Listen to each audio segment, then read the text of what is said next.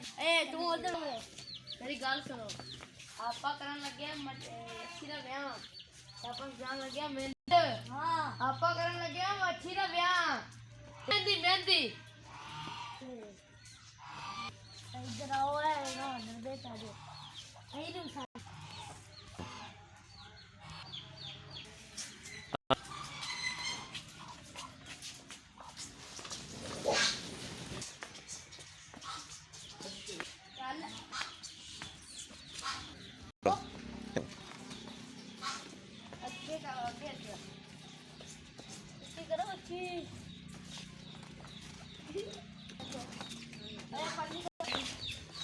पल्ली है वो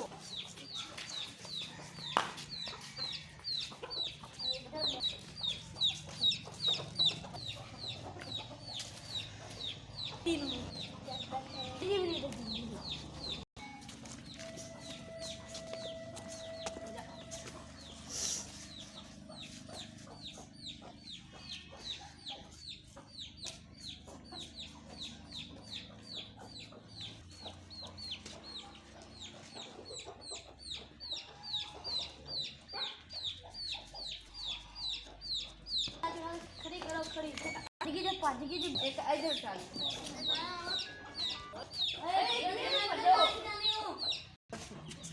बोल ना इधर जा बच्चे चले ला जाए थे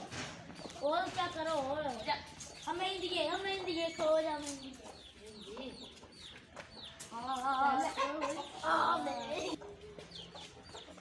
चलो चले बाहर निकल फाड़ दीजिए और काट लागा टोला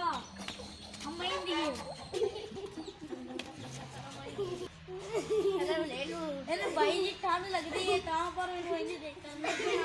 और दे दे ठंड लगती है ए बूट दे ये अब बस